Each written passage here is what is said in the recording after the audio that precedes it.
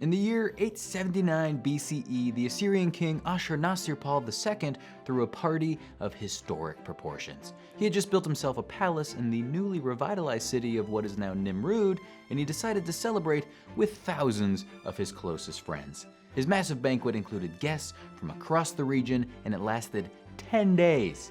During that time, guests were supplied with booze and delicacies like sheep, oxen, fruit, cheese, and honey. King Ashurnasirpal II decided to commemorate the event by having a description of it engraved into a large stone tablet called a stele. According to his account, 69,574 people attended, though that may have been an oddly specific exaggeration. The inscription also lists the food items served at the celebration, which technically makes the banquet stele one of the world's oldest surviving menus. Fortunately for today's delicate armed diners, menus have come a long way from the 4-ton stone slabs of ancient Mesopotamia, the Cheesecake Factory excluded.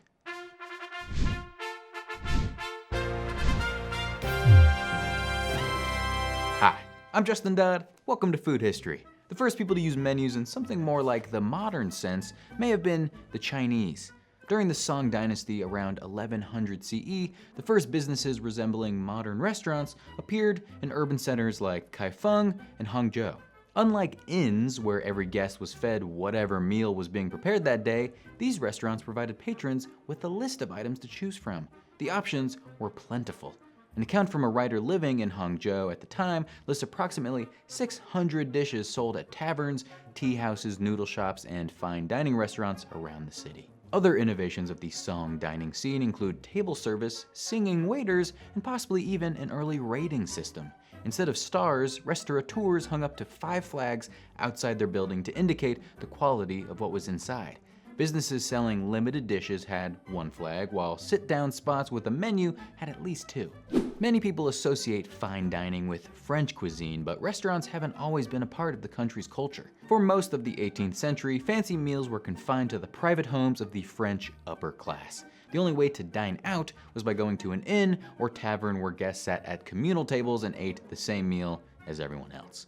The first true restaurants didn't start appearing in France until the late 1700s. We also have France to thank for the word menu. Derived from the Latin word minutus, menu was first used to describe something small and detailed. Originally, any brief list of information was considered a menu. It wasn't until the rise of restaurants in early 19th century France that the word took on a new meaning. Around the 1830s, Delmonico's became New York City's first establishment to give diners the option to order individual items off a menu. One person who visited in 1831 noted his difficulties with all the French terms, starting off his meal with the cornichon. Thinking that it was a small horn of beverage, he was quite shocked when pickles arrived. He also lists a large selection of meats, which was a common theme in American restaurant menus from the 19th and early 20th centuries. Instead of dividing dishes into appetizers, entrees, and desserts maybe, an 1859 breakfast menu from New York's Metropolitan Hotel had selections for various meat preparations. Diners could order their animal protein cold, broiled, fried, or stewed.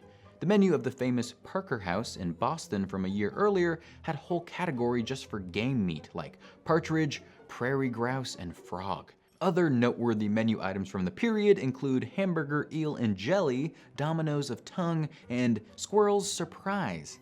Please do not ask what the surprise is because I made it a point not to find out. Menus have changed drastically in the past century or so, and not all of those changes have been obvious. Many modern menus use psychological tricks meant to influence customers' behavior without their knowledge. Have you ever noticed the dollar sign missing from menu prices?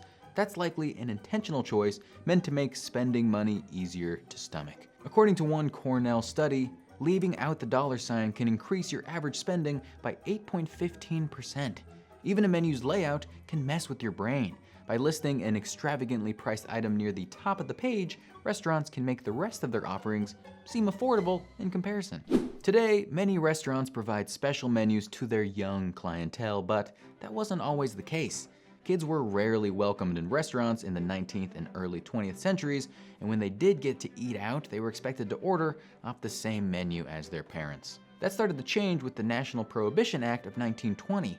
With the loss of alcohol sales, U.S. restaurants were desperate for new sources of revenue. This led to some establishments designing menus that catered to youth diners, an untapped market at the time. The Waldorf Astoria was a leader in offering a children's menu in 1921.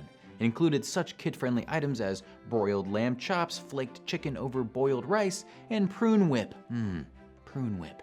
At the time, plain foods were believed to be good for a child's development. It would be another few decades before the health-focused kids menu was replaced by grilled cheese and dinosaur chicken nuggets, which, for the record, you should be allowed to order at any age. No need to laugh at me, Bethany, from Outback. Children aren't the only group who have had special menus made for them. For much of the last century, women's menus were used by certain fine dining restaurants. These menus listed the same items as the regular menu, but their prices were omitted. That way, the male patron's female date would feel free to order whatever dish she wanted without worrying about the bill, which the man was assumed to be footing. As you can imagine, this led to some awkward situations. In 1980, Kathleen Bick took her male business partner Larry Becker out to dinner in Los Angeles and received a menu that hid the food's cost. Bick was offended by the unequal treatment, and she and Becker decided to sue the restaurant for discrimination. They hired Gloria Allred, one of the era's most prominent feminist lawyers, to represent them. The lawsuit was eventually dropped, though the eatery did agree to put an end to the unequal practice. The practice didn't disappear overnight. Writing in the Edmonton Journal in 1982, Shirley Hunter discussed bits of restaurant pretension she wanted to see disappear, including priceless menus. As Hunter wrote, "When I requested a menu with prices, the waiter couldn't have registered more shock if I had asked him to strip to his bare buff in the middle of the dining room." Some restaurants still use so-called blind menus today, but who gets them is supposed to depend on which diner booked the reservation, not the diner's gender. Many restaurants have a secret menu in addition to the items they advertise to customers. At Chipotle, for example, you can ask for a quesarito, which is a burrito wrapped in a cheese quesadilla. I didn't say you should do this, but you can. Ordering a land, sea, and air burger at McDonald's will get you a sandwich with a beef patty, a chicken patty, and a fish fillet. A horrible affront to nature, which probably tastes amazing. Starbucks does not have an official secret menu, but baristas will make pretty much anything you want as long as they have the ingredients. That's how drinks such as the Ghostbusters Frappuccino, a grande vanilla bean frappe with raspberry syrup and strawberry puree, came to be. Don't get too carried away with the secret menu stuff though. If you don't actually know what's in a Sugar Ray slushie, it's not fair to expect your barista to either. From reinforcing outdated gender norms to tricking you into spending money, menus aren't always customer friendly. But they did help democratize dining when they were introduced centuries ago. So if you ever spend 30 minutes choosing your lunch order, be grateful that you have a choice at all. And be happy that it's not between prune whip and squirrel surprise. Yuck. If you've got an idea for a future episode of Food History, make sure to drop it in the comments below. Or feel free to choose a comment from this menu I created. Anyone will do. Feel free to choose one or multiple options a la carte, whatever you want. Thanks for watching.